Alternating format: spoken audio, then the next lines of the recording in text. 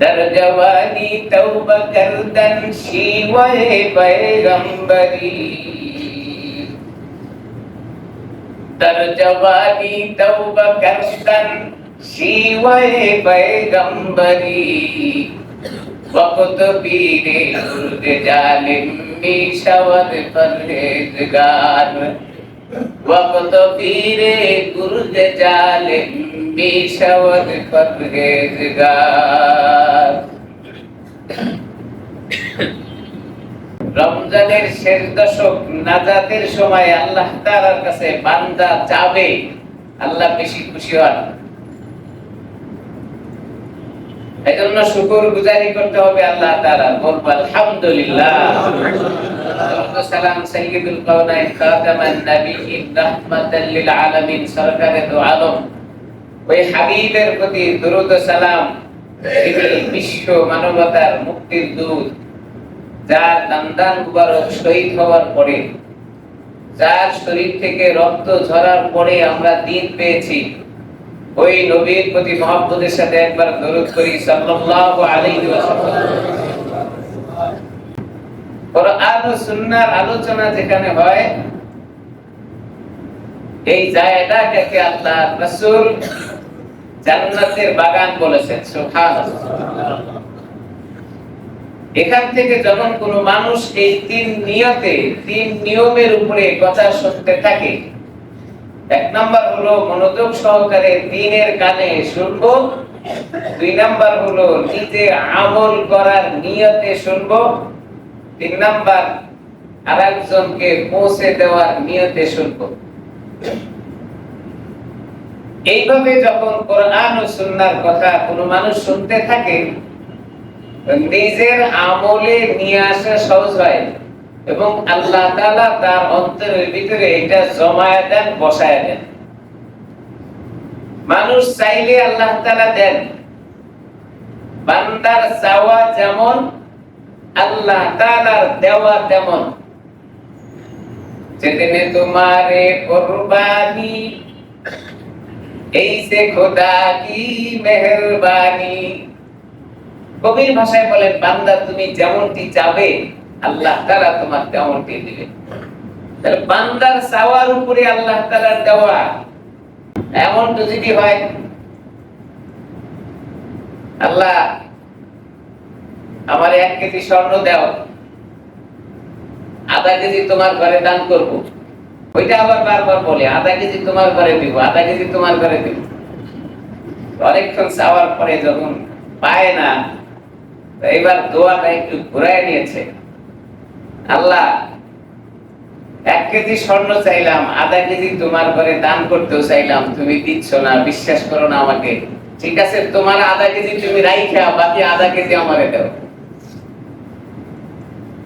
যেদিনে তোমারে কুরবানি এইসে খোদা কি মেহেরবানি। আল্লাহ তাআলা চাচ্ছে, এখন আল্লাহ আমাকে বিশ্বাস করতেছে না, আল্লাহ তোমারটা তুমি রাইখা বাকিটা আমারে দাও। চাওয়াটা যদি এমন হয় তো এমনই পাওয়া যাবে, আর চাওয়াটা যদি এমন হয়, আল্লাহ অপরাধ করেছি, আল্লাহ অপরাধ করেছি, আল্লাহ অপরাধ করেছি, আল্লাহ তুমি আমারে মাফ করে দাও। উদউনি আস্তাজিব লাকুম। আল্লাহ তাআলা বলেন, বান্দা যখন অপরাধ করার পরে আমার দিকে ফিরে এসে আমার কাছে চায়, আমি আল্লাহ আর সহ্য করতে পারি না, বান্দার চাইতে দেরি, আমি আল্লাহ তাআলা মাফ করতে দেরি না। সুবহানাল্লাহ। চাওয়াটা হলো নিজের জিন্দেগির পরিবর্তনের চাওয়া। রমজানের শেষ দশকের আলোচনা আমরা শুনে থাকি, রমজানের শেষ 10 দিন দিয়েছেন বান্দাকে জাহান্নাম থেকে মুক্ত করে জান্নাতের ফয়সালা আল্লাহ তাআলা দিবেন। অর্থাৎ আমাকে আপনাকে আল্লাহ তাআলা মাফ করতে চান, মাফ করে আল্লাহ আমাকে জান্নাত দিবেন। এইজন্য শেষ দশক। মাফটা চাবো কেমনে? আল্লাহ আমাকে যে জান্নাত দিবেন কিভাবে চাবো?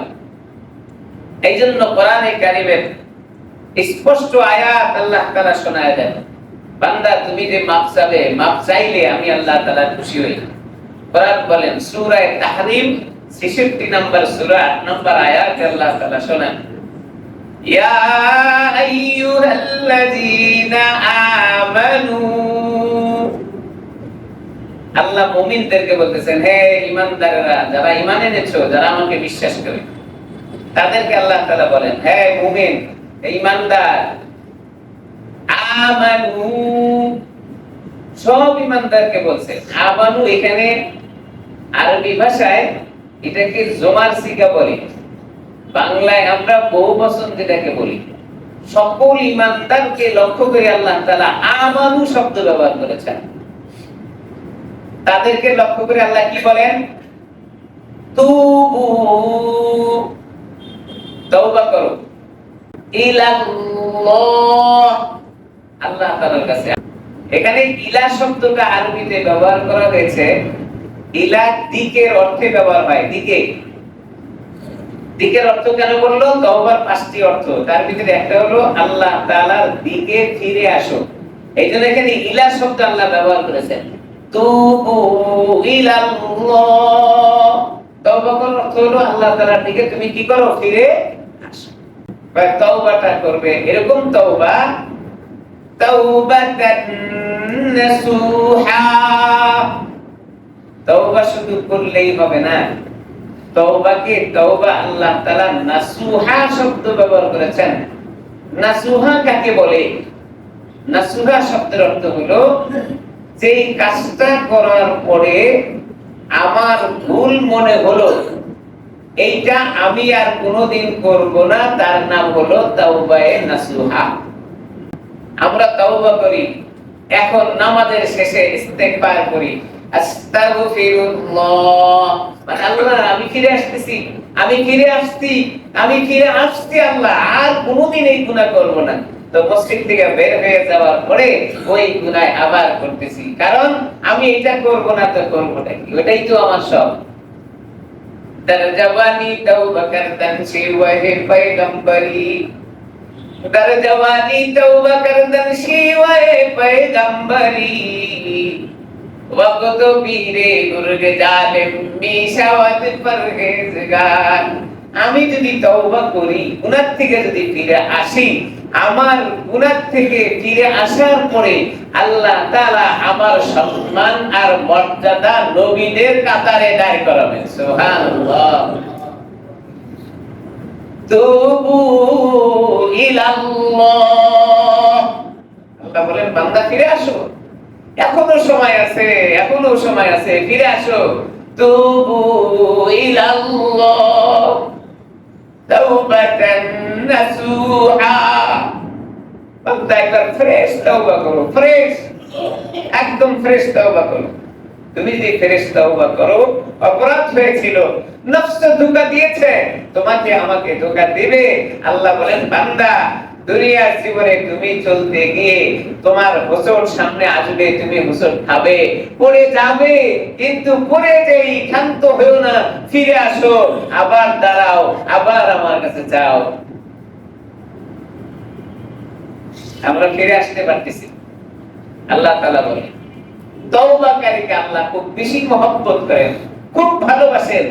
কোরআনে কারীমের ভিতরে আল্লাহ তাআলা শোনায় দেন, সূরাতুল জুমার 39 নম্বর সূরা 8 নম্বর আয়াতে আল্লাহ তাআলা শোনান, قُلْ يَا عِبَادِيَ الَّذِينَ أَسْرَفُوا عَلَى أَنفُسِهِمْ, ও দুনিয়ার বান্দারা, অপরাধ করে ফেলেছো, ভুল হয়েছে, তুমি ফিরে আসো, আমার দিকে ফিরে আসো। তুমি অপরাধ করেছো তোমার নফসের উপরে, আসরাফু, জুলুম করেছো, অতিরিক্ত করেছো, আনফুসিহিম, তোমাদের নফসের উপরে তোমরা জুলুম করেছো, তোমরা ফিরে আসো। লা তাকনাতু মির রাহমাতিল্লাহ, বান্দা অপরাধ হয়েছে, কিন্তু আমার রহমত থেকে তুমি ফিরে যেও না, আমার রহমত থেকে তুমি নৈরাশ হইও না, আমার রহমতের দিকে তাকাও। বান্দা অপরাধ করেছো, আমার দিকে একবার তাকাও, আমার রহমতের দিকে তাকাও। তোমার অপরাধের চাইতে আমার রহমত অনেক বেশি। তুমি যদি ফিরে আসো, আমার রহমতের দরজায় জোর চলতে থাকবে, ঢেউ চলতে থাকবে, আমি আল্লাহ তাআলা তোমার অপরাধকে ক্ষমা করে দিব। লা তাকনাতু মির রাহমাতিল্লাহ। আল্লাহ বলেন আমার রহমত থেকে কি করো না, দূরে সরে যেও না।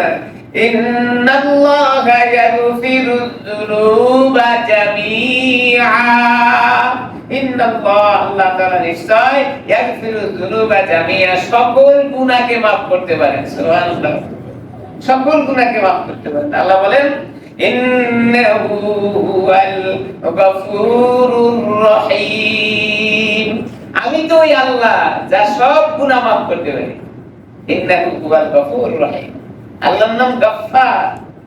গফফার মানে যিনি maaf করেন, যিনি maafকারী, অবশ্যই maaf করবেন, maaf করবেন।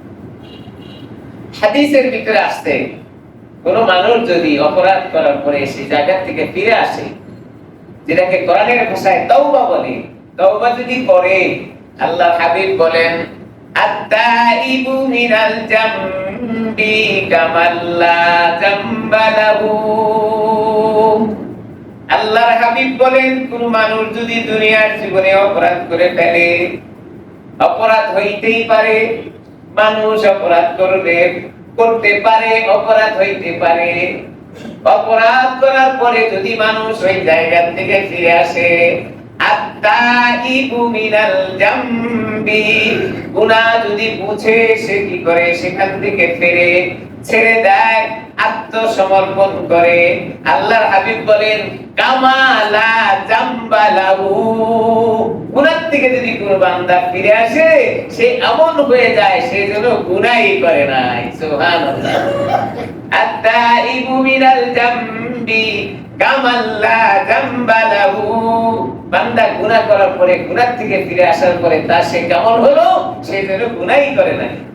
গুনাহই করে নাই এমন কোন মানুষ দুনিয়ার জীবনে নাই। কিন্তু আল্লাহর হাবিব বলেন তওবা করার পরে সে এমন নিষ্পাপ হয়ে যায় সে যেন গুনাহই করে নাই। সদ্য মায়ের পেট থেকে ভূমিষ্ঠ হওয়া সন্তানের যেমন কোনো গুনাহ থাকে না, মানুষ তওবা করার পরে তার তেমন গুনাহ থাকে না। সুবহানাল্লাহ।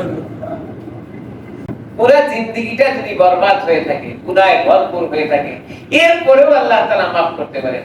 কত অপরাধের কথা বলবো, যত রকমের অপরাধ আছে সব করার পরেও মানুষ ফিরে আসলে আল্লাহ maaf করে দিবেন। 100 খুন করার পরেও আল্লাহ তাকে maaf করতে পারেন। মুসলিম শরীফের ভিতরে হাদিস আছে, বুখারী মুসলিম যত সহিহ কিতাব আছে তার ভিতরে প্রসিদ্ধ দুটি কিতাবের নাম আমরা জানি বলে থাকি। প্রায় হাদিসের সংজ্ঞা বলতে গিয়ে এই হাদিস দুটার কথা উল্লেখ করা হয় বুখারী মুসলিম, বুখারী মুসলিম। যেই হাদিসটা বুখারী এবং মুসলিমের ভিতরে আছে, বলতে হবে এই হাদিসটা বেশি গ্রহণযোগ্য। আরো কিতাব আছে সহিহ, আমরা 76 হাদিস বলে থাকি। 6টা কিতাব বুখারী, মুসলিম, আবু দাউদ, নাসাই, ইবনে মাজাহ, এই যে সমস্ত কিতাব সবগুলোই সহিহ। তার ভিতরে যে হাদিসটা বুখারী এবং মুসলিমের ভিতরে পাওয়া যায় এটাকে সহিহ আলাল আসাহ বলে, মানে যত সহিহ আছে তার ভিতরে এটা হলো বেশি সহিহ, বেশি শুদ্ধ। তো বুখারী মুসলিমের ভিতরে মুসলিম শরীফের একটি হাদিস আমি আপনাদের সামনে শোনাবো। এই হাদিসটি 2766 নম্বর হাদিস বর্ণিত হয়েছে। আমরা যে কিতাবটা পড়াই এই কিতাব অনুপাতে 2766 নম্বর হাদিস।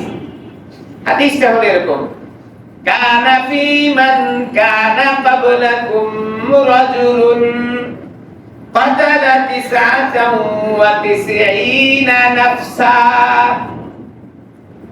একজন মানুষ খুন করে, যে খুনি 99টা খুন করেছে। কয়টা খুন করেছে? ফাতালা 99টা খুন করছে। 99টা খুন করার পরে একজনের কাছে গিয়ে বলছে আমি তো 99টা খুন করেছি, আল্লাহ কি আমারে maaf করবে? ওই লোক একটু বুঝ কম, দ্বীনি ইলম কম, কোরআন হাদিসের তেমন জ্ঞান নাই। যখন শুনছে 99টা খুনি, সে চিৎকার দিয়ে আওয়াজ করে বলতেছে আল্লাহ তুমি 99টা খুন করেছো, আল্লাহ তোমাকে maaf করবে না?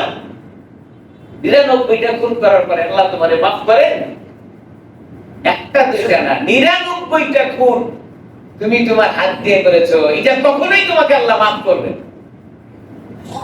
খুনি চিন্তা করলো তোমারেও আর দুনিয়া রাখার সুযোগ নাই। এটারও খুন করে দিছে। কত হইলো? মিয়া তার 100 পূরণ হয়ে গেছে। আরবি ভাষায় মিয়াবা বলে 100 পূরণ। 100টা খুন করে এবার হাঁটা দিছে। হাঁটা দেওয়ার পরে কোরআন সুন্নাহ জানে এরকম একজন আলেমের কাছে গিয়ে বলতেছে, হুজুর আমি বড় অপরাধ করে ফেলেছি, আপনার কাছে আসছি, আমারে পরামর্শ দিন। কি পরামর্শ? হুজুর আমি 100টা খুন করেছি। তার আগের ঘটনা 99টা খুন করার পরে আমি একজনকে জিজ্ঞাসা করেছিলাম আল্লাহ কি আমারে মাফ করবেন? সেও বলেছে না, আমারে মাফ করবে না। ও ওস্তাদ জি, আমি ওই ব্যক্তিকেও খুন করে 100 পূরণ করে আপনার দরবারে আসছি, আপনি বলেন 100টা খুনিকে আল্লাহ মাফ করবে কি? আল্লাহ,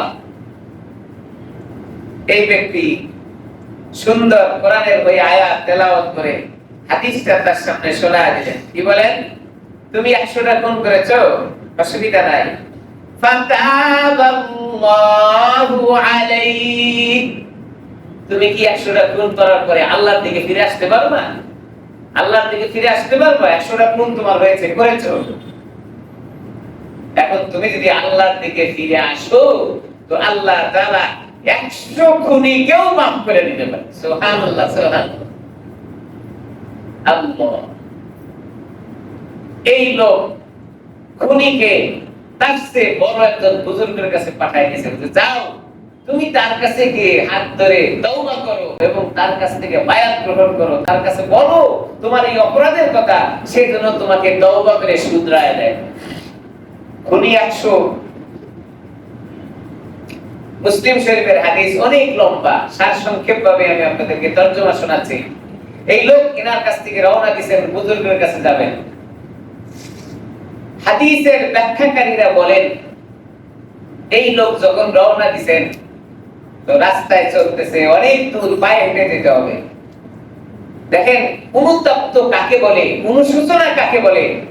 তওবা করলে আল্লাহ তাআলা তাকে 100 খুনের গুনাহ মাফ করবেন, এটা অনুশোচনা অন্তরের ভিতরে নিয়ে আসছে।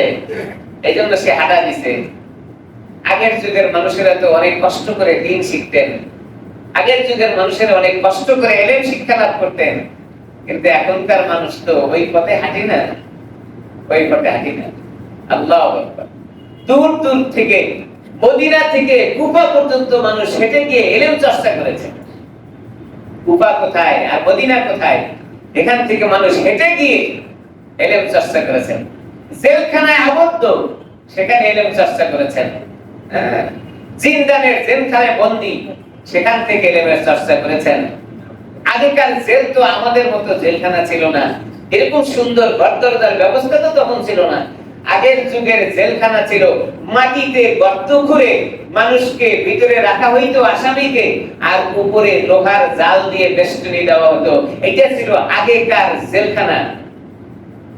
এখনকার জেলখানা কি এমন আছে? আয়না ঘর থাকতে পারে এরকম, দেখি নাই তো শুনি আর কি। কিন্তু আগের যুগে জেলখানার বর্ণনা পাওয়া যায় যে মাটিতে গর্ত করে আসামি সেখানে ঢুকায় রাখে।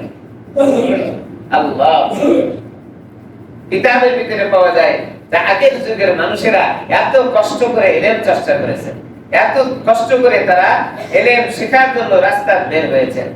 আমরা তো ওই পরিমাণ কষ্ট করতে চাই না, আমাদের কষ্ট সহ্য হয় না, যা জানি তার উপরে চলি। ঘরের মধ্যে আলেম ওলামা আছে, তাই জিজ্ঞেস করি না দূরে কখন যাব।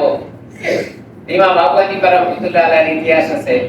ইমাম আবু হানিফা জেলখানায় ছিলেন আবদ্ধ, আর ছাত্ররা সেখানে গিয়ে তার কাছে ইলম শিখছেন, ইলম শিখছেন। ইমাম সিররি অনেক বড় বুজুর্গ ছিলেন, তাকে জেলখানায় আবদ্ধ করে রাখছেন কূপের ভিতরে। তো তার ছাত্ররা রাষ্ট্রের কাছে দরখাস্ত লিখেছে, আমার ওস্তাদকে জেলখানায় আবদ্ধ করেছে, আমরা ইলম শিখবো, তার কাছে অনুমতি দেন, আমরা তার কাছে গিয়ে ইলম শিখবো। ওস্তাদ কূপের জেলখানার ভিতরে আছে, আর ছাত্ররা কূপের চারপাশে কিতাব নিয়ে বসে আছে, ওস্তাদ সেখান থেকে তাদেরকে ইলম শিক্ষা দান করতেছে। কি পরিমাণ কষ্ট করে ইলম শিখছে। আমাদের শেখার সুযোগ হয় নাই। কুফা থেকে মদিনা, মদিনা থেকে কুফায় গিয়ে ইলম চর্চা করেছে। দেখুন এই 100 খুনি রওনা দিয়েছেন বুজুর্গের কাছে। মুহাক্কিক মুহাদ্দিসিনে কেরামরা বলেন এই লোক যখন তওবা করার নিয়তে জায়গা থেকে রওনা দিয়েছেন, তওবা করবেন, ফিরে আসবেন অপরাধ স্বীকার করে। মুহাক্কিক মুহাদ্দিসিনে কেরামরা লেখেন, এই ব্যক্তি রওনা দেওয়ার পরে কিছু রাস্তা অতিক্রম করেছেন, কিছু রাস্তা যাওয়ার পরে আল্লাহর ফয়সালা হয়েছে হায়াত দুনিয়ার জীবনে শেষ, আর থাকতে পারবে না। আজরাইল এসে তার যাত্রা নিয়ে চলে গেছে। মানুষটা ধরাশায়ী মাটিতে পড়ে আছে। এখন লোকজন সবাই এসে খোঁজ দিচ্ছেন, ওই যে বুজুর্গের কাছ থেকে রওনা দিয়েছেন, তওবা করবেন, যার কাছে যাবেন। এখন কোন পাশেই তো খোঁজ খবর তেমন পাওয়া যায় না। এখনকার যুগে তো যেমন মোবাইলের যুগ আছে, ইন্টারনেটের যুগ আছে, তখন তো ছিল না। দীর্ঘ সময় ধরে মানুষ খোঁজ খবর নিলেন, ইনি কোথা থেকে আসছেন, কোথায় যাবেন। খোঁজ নিয়ে দেখা গেল যে এই লোকটা 100 লোককে খুন করে তওবা করার জন্য বের হয়েছে। এখন উলামায়ে কেরামরা তখন পরামর্শ করতেছিলেন যে এই লোকটা কি মাপ পাবে নাকি সে জাহান্নামে যাবে, কারণ এখনো তো সে তওবা করতে পারে নাই। রাস্তায় তো তার জানটা চলে গেছে, পড়ে গেছে, ইন্তেকাল করেছে, এখন তার কি হবে। তৎকালীন সময়ের যারা বড় মুহাক্কিক মুফতি মুহাদ্দিস ছিলেন, তারা পরামর্শ দিলেন যে এই জায়গা থেকে এই অপরাধী রওনা দিয়েছে, যার কাছে যাবে এই রাস্তাটুকু তোমরা মাপো, সে কি বেশি রাস্তা অতিক্রম করেছে নাকি বেশি রাস্তা সামনে আছে, মাপো কতটুকু আসছে। মাপার পরে দেখা গেল যেই বুজুর্গের কাছে তিনি যাবেন এই রাস্তাটা যে পরিমাণ, তার বেশি রাস্তাটা সে অতিক্রম করেছেন। তৎকালীন সময়ের মুফতিরা ফতোয়া দিলেন, তওবা করার নিয়তে যেহেতু সে বেশি রাস্তা অতিক্রম করেছে, তো তার তওবা আল্লাহ তাআলার দরবারে কবুল হয়েছে, আল্লাহ তাআলা মাফ করে তার জান্নাতের ফয়সালা করে দিয়েছে। তার জওয়ানি তওবা করতেন শিওয়ে পয়গম্বরি, در جوانی توبہ کردن شیوہ پیغمبری, وقت پیرے گرگ ظالم میشود پرہیزگار। তওবা কি দাম, তওবা কি দাম, তওবা কাকে বলে? তওবা শব্দটা তুবুন শব্দ থেকে বের করা হয়েছে। তুবুনের অর্থ হলো ফিরে আসা, তুবুনের অর্থ হলো ফিরে আসা, তুবুনের অর্থ হলো আত্মসমর্পণ করা, তুবুনের অর্থ হলো দৃঢ় প্রতিজ্ঞা করা। আমি যে কাজ করেছি অন্যায়, এই অন্যায় আর কোনো করব না কোনোদিন, এটার নাম হলো তওবা। তওবা শব্দটা কোরআনে কারিমের ভিতরে শব্দ হিসেবে 80 জায়গায় ব্যবহার হয়েছে। শুধু তওবা শব্দটা কোরআনে কারিমের 80 জায়গায় ব্যবহার হয়েছে। আর আয়াত হিসাবে কোরআনে কারিমের ভিতরে তওবা যে আছে শব্দটা, এটা নিয়ে আয়াত হিসাবে 30টি আয়াত ব্যবহার হয়েছে। তওবা শব্দটা নিয়ে কয়টি শব্দ ব্যবহার হয়েছে? 30টি শব্দ, 30টি আয়াত ব্যবহার হয়েছে। আর শব্দ আকারে 80টি শব্দ তওবার শব্দ ব্যবহার করা হয়েছে। এখন এই তওবা যে ব্যক্তি করবে,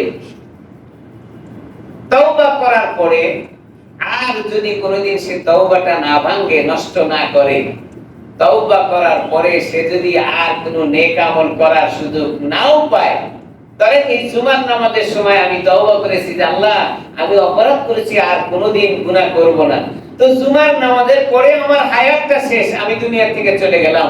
হাদিসের ভিতরে আসছে এই তওবা করার পরে নেক আমল করার সুযোগ না পাইলেও আল্লাহ তাআলা তার তওবাকে কবুল করে জান্নাতের ফয়সালা করে দেন। সুবহানাল্লাহ। তাহলে তওবার এত দাম। আল্লাহ হাবিব বলেন যে ব্যক্তি তওবা করলো সেই জন্য কোনো গুনাহই করে নাই, সেই জন্য কোনো গুনাহই করে। আমরা তো তওবা করতেই জানি না, আমরা পড়ি শুধু ইস্তেগফার ইস্তেগফার ইস্তেগফার করতে থাকি। এই ইস্তেগফারটা পরিপূর্ণভাবে হওয়া লাগে। তওবা করার জন্য খালি ঘর লাগে। হযরতে আব্দুল্লাহ ইবনে মুবারকের নাম আপনারা শুনেছেন। তাকে তার ছাত্ররা জিজ্ঞাসা করেছিল, ওস্তাদ জি আপনার কি পছন্দ, আপনি কি পছন্দ করেন? হযরতে আব্দুল্লাহ ইবনে মুবারক রাহমাতুল্লাহ আলাইহি বলেন, আমার দুইটি জিনিস পছন্দ। কি কি জিনিস পছন্দ? হযরত আব্দুল্লাহ ইবনে মুবারক বলেন আমার এক নাম্বার জিনিস পছন্দ হলো সানাদুল আলী।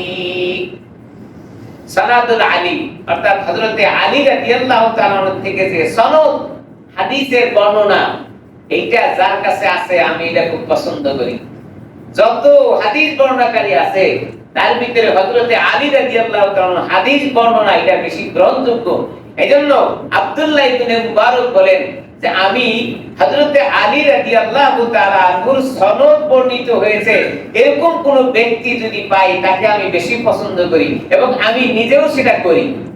আলীর সনদ সনদ বুঝাতে পারছি কিনা জানি না, হাদিস বর্ণনা করা কারীকে সনদ বলে।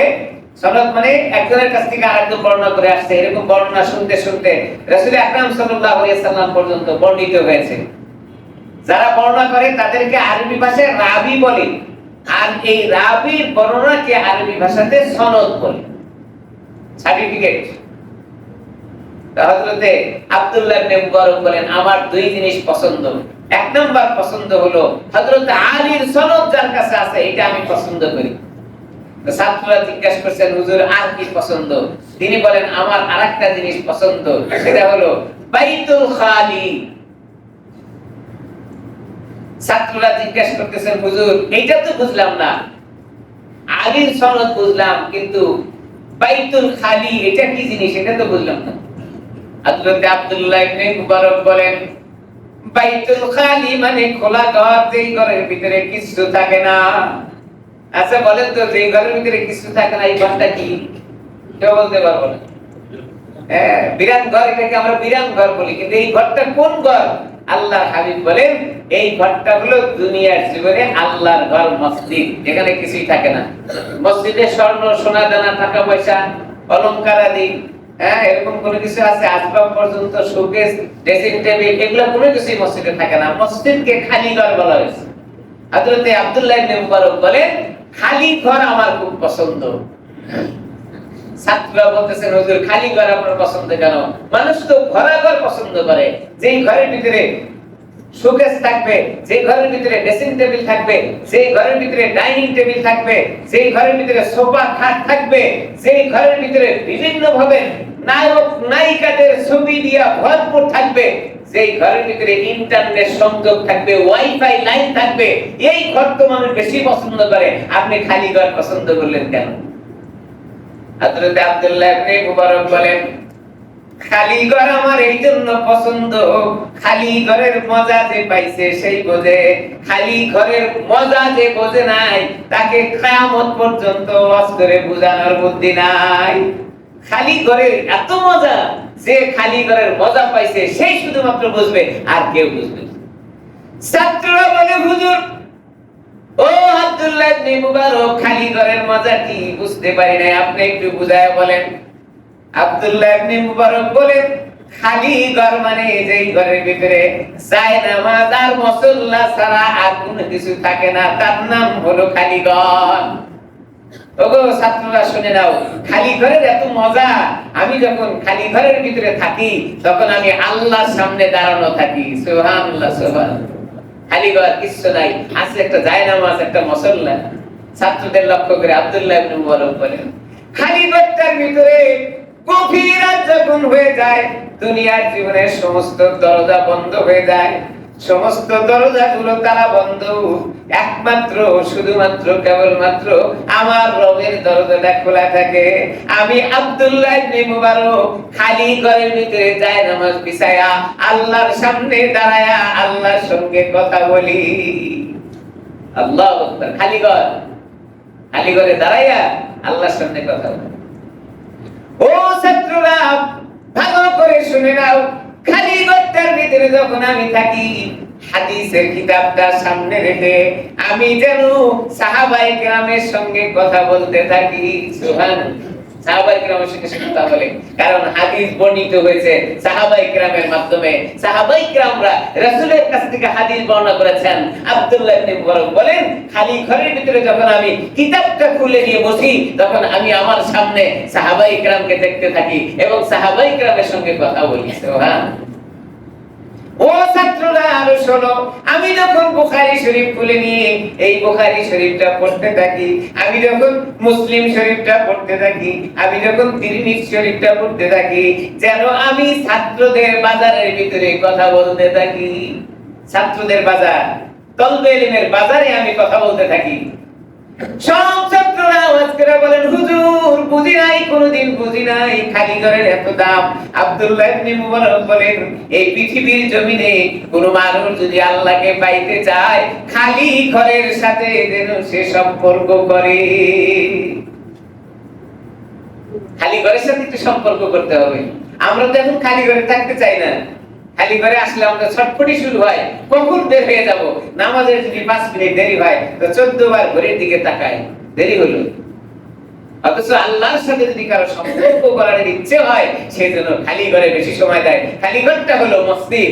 যেই ব্যক্তির সাথে মসজিদের সম্পর্ক, আল্লাহর হাবিব বলেন, হাশরের ময়দানে বিশাল ফাঁকা মাঠ, যেখানে বিভীষিকাময় অবস্থান দাঁড়ায় যাবে, সেই জায়গার ভিতরে আল্লাহ তাআলা রহমতের ছায়ার নিচে ওই ব্যক্তিকে জায়গা দিবেন। সুবহানাল্লাহ।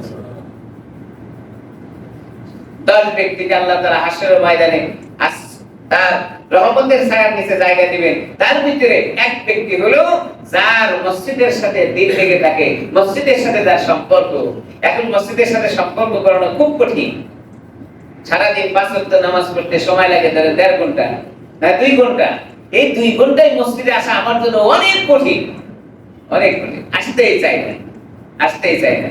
অথচ অনেক লোক তো দুনিয়ার জীবন থেকে এমন চলে গেছেন, যাদের মসজিদে আজান হওয়ার আগেই মসজিদে পাওয়া গিয়েছে, যাদের মসজিদের আজান শুনতে হয় নাই। হযরতে সাঈদ ইবনে মুসাইব বড় বুজুর্গ ছিলেন। সাঈদ ইবনে মুসাইব তিনি 40 বছর মসজিদে আজান হওয়ার আগেই মসজিদে উপস্থিত হয়েছে। সুবহানাল্লাহ। 40 বছর মসজিদে আজান দেয় নাই, কিন্তু মসজিদে আসছে। জিজ্ঞাসা করেছিলেন তাকে যে, মুসাইব, আপনি 40 বছর পর্যন্ত মসজিদে আজান হওয়ার আগেই মসজিদে আসেন কেন? সে বলতেছে, আমি তো আল্লাহর বান্দা, আল্লাহ আমাকে সৃষ্টি করেছেন তার ইবাদতের জন্য, তো মসজিদের আজানের অপেক্ষায় আমি কেন থাকবো? আমার তো দায়িত্ব হলো আল্লাহর ঘরে হাজিরা দেওয়া, যার কারণে আজান দিয়ে আমাকে টাকার প্রয়োজন মনে করি নাই, আমি আজানের আগেই মসজিদে চলে আসছি। আল্লাহ, আমাদের জীবনটা কোথায়? এজন্য ভাই, যে আয়াতগুলো তেলাওয়াত করেছিলাম, সব কথা বলা সম্ভব হবে না। আল্লাহ তাআলার এই কথা, কোন মানুষ যখন ফিরে আসে, কোন মানুষ যখন অন্যায় বুঝে ফিরে আসবে, আল্লাহ তাআলা তাকে মাফ করবেন এবং তওবাকারীকে আল্লাহ তাআলা খুব বেশি পছন্দ করেন, ভালোবাসেন। এজন্য আমরা তওবা করে নিব। তওবা করার সময় বাকি নাই। কখন যেন দুনিয়া থেকে চলে যাব, মনে করতেছি আজকে না কালকে করব, কালকে না পরশু করব। আরে রমজানের তো শেষে 27 রজনী আছে, ওই রাতে আমরা তওবা করব। কোন মানুষের কাছে কি গ্যারান্টি আছে যে 27 রজনী সবে কদরের রাত পর্যন্ত আমি বেঁচে থাকব? এমন গ্যারান্টি আছে? এইজন্য তওবা করার সময় এখন, তওবা করার সময় এখন। আপনি তওবা করে নেবেন তো আল্লাহ তাআলা রহমতের দরজা খুলে দিবেন। আপনি দুনিয়া থেকে চলে যাবেন, আমি দুনিয়া থেকে চলে যাব। তওবাকারীকে আল্লাহ তাআলা এত বেশি ভালোবাসেন যে তওবা করে মরার সঙ্গে পর্দাটা সরে যাবে আর এই ব্যক্তি জান্নাতে প্রবেশ করবে। আমরা কি জান্নাত চাই? জান্নাত চাইলে এখনই তওবা করতে হবে। আল্লাহ তাআলা আমাদেরকে তওবা করে খাঁটি মুমিন হয়ে কবরে যাওয়ার তৌফিক দান করেন বলে আমিন।